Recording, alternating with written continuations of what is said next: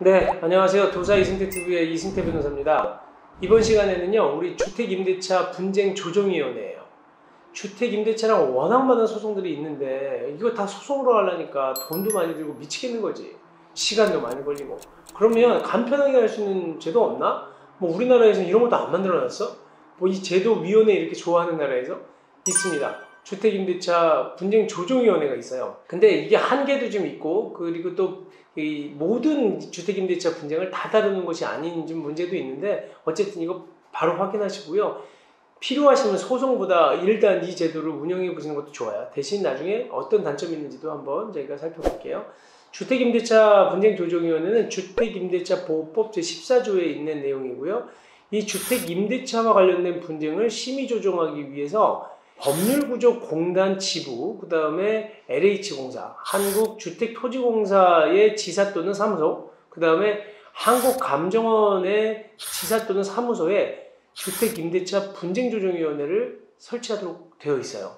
근데 지금 실질적으로 운영이 제대로 되고 있는 것은 지금 법률구조공단 지부에 설치되어 있는 주택임대차 분쟁조정위원회예요. 그래서 여기 한번 보시면 공단 지부가 서울중앙지부에 있고요. 강원도와 서울특별시고, 그 다음에 수원지부는 인천광역시, 경기도, 대전지부는 대전광역시, 세종특별자치시, 충청북도, 충청남도, 또 대구지부, 또 부산지구, 광주지구 이렇게 나눠져 있습니다. 그러니까 법률구조공단의 그 지부에 그 다 설치가 돼 있고 각 지역마다 다 있어요. 그리고 여기 조정위원회 구성을 보면 위원장을 포함해서 5명에서 30명 이하의 위원으로 구성이 돼 있고요. 그 다음에 뭐 또 사무국이 있습니다. 그런데 이 분쟁조정 절차는 어떻게 되느냐? 일단 조정 신청하잖아요. 그럼 이 접수가 되고 조정 개시를 시작하는데, 만약에 이게 지금 벌써 소송이 걸려있는 사건에 대해서 조정 신청을 했다거나, 아니면 또 민사조정이 있거든요. 소송이 아니라 민사조정 신청을 했거나, 그리고 예전에 한번 했던 사건에 대해서 또 신청이 들어왔거나, 동일한 사건에 대해서, 그리고 이 사건은 분쟁조정위원회에서 할 수 있는 사안이 아니에요. 법률상 정해져 있는 그 조정 대상 사건이 아닌 경우에는 바로 신청 각하를 합니다. 만약 각하를 하지 않고 접수가 된다면 조정 개시가 되는 거고요. 그때부터 60일 이내에 분쟁조정 결정이 나와요. 근데 이 경우에 조사도 하고 심의조정도 하는데 중간에 하다가 도저히 조정이 안 돼. 양쪽이 의견이 첨예하게 대립이 돼서 조정을 끌어갈 수 없다라고 하면 조정을 하지 않는 결정을 해요. 조정하지 아니하겠다라는 결정을 하면 그냥 끝나는 거예요. 대신 이제 양쪽에서 합의가 됐다라고 할 경우에는 조정안을 작성해서 조정 성립이 되는 겁니다.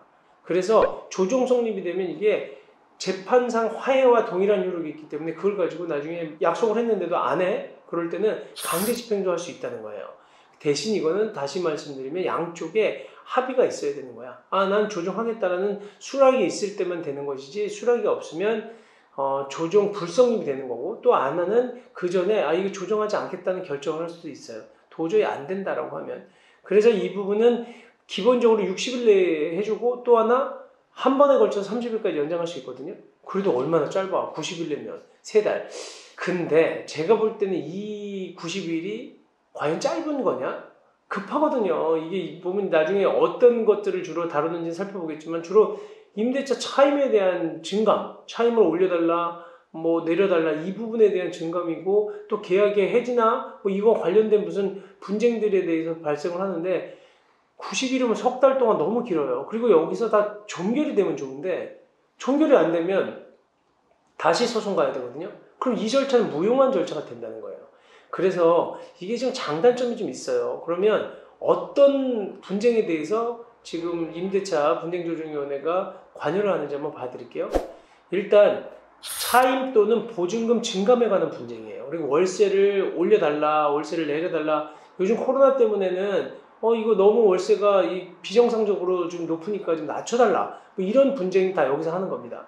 그리고 임대차 기간에 관한 분쟁, 임대차가 종료된 거냐, 이 기간이 지금 1년이냐, 6개월이냐, 이런 분쟁에 대한 것. 그 다음에 보증금이나 임차주택의 반환에 관한 분쟁, 임대주택의 유지 또는 수선 의무에 관한 분쟁, 이런 것들이기 때문에 임대차에 관련된 기본적인 분쟁들을 다 한다는 거예요. 그래서 아까 제가 얘기한 것처럼 대신 각하되는 거는 다른 소송 제기됐거나 조정됐거나, 그리고 또 양당 사자가 명백하게 이거는 조정하지 않겠다는 의사를 통지한 경우, 그리고 이미 한번 있었던 분쟁에 대한 조정인 경우, 그리고 신청인이 자기가 신청해놓고 정당한 사유 없이 조사에 응하지 않거나 2회 이상 출석에도 요구를 했는데도 안 나왔다. 이 경우에는 그냥 각하를 해버리기도 합니다. 근데 이런 건수가 몇 건 정도 될 거야? 분쟁 조정 건수가 어느 정도 될 것 같아요? 우리나라 이 전국토에 얼마나 많아요, 임대차가?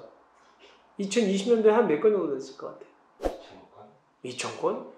되게 낮게 잡았다. 근데도 그거보다 낮아요. 나는 사실은 처음에 분쟁 조정 건수가 뭐 몇만 건 될 줄 알았어요. 근데 2020년도에 1,536건밖에 안 돼요. 이 자료도 우리가 정말 안 알려주는 걸 정보 공개 청구해서 이 유튜브로 요즘 받아낸 거거든요. 2019년도에 2,119건, 2018년도에 2,500건. 그러니까 오히려 처음에 한 몇 년 전에가 더 많았어요. 분쟁 조정 건수가. 그러다가 점점 줄어서 지금 현재 2021년 8월 현재까지는 1,100건밖에 안 돼요. 왜 이렇게 줄까? 이게 제가 볼 때는 분쟁이 효율적이지 못하는 거지. 제가 볼 때 어떻게 조정이 되는지 모르겠지만 당사자들이 이거 소용없어라고 느꼈다는 거예요. 그러다 보니까 이게 지금 좀 실효성에 대해서 좀 문제가 분명히 있는 것 같다는 생각이 듭니다. 그리고 제일 많은 건수는 보통 주택 보증금 반환에 대한 건수가 제일 많아요. 2020년도에도 그 건수가 905건이거든요.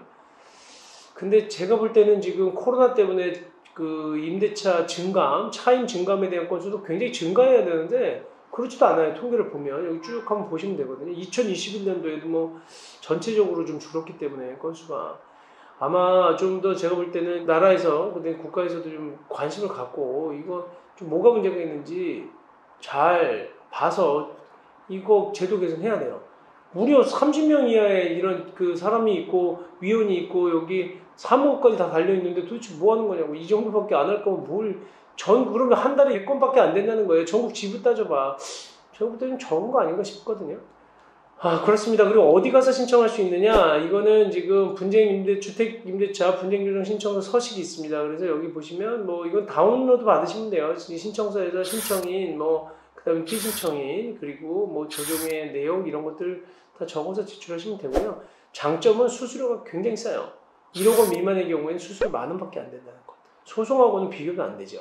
그리고 또 수수료 면제 가능자도 굉장히 많아. 일반적으로 국민 기초생활보장법에 따른 수급자라든지 주택임대차 보호법에 따른 임차인 우선 면제를 받을 수 있는 임차인들은 또 수수료도 면제가 되고, 독립유공자, 국가유공자 여러 면제 사유들이 있으니까 이것도 잘 참고하시면 되고요. 10억 원 이상 되는 것도 10만 원밖에 안 된다는 것. 그리고 또 수수료가 환급되기도 하거든요. 뭐냐면 조정국세 각하됐다거나 아니면 또 조정국정 취하된 경우에는 2분의 1을 또 반환해 주기도 합니다.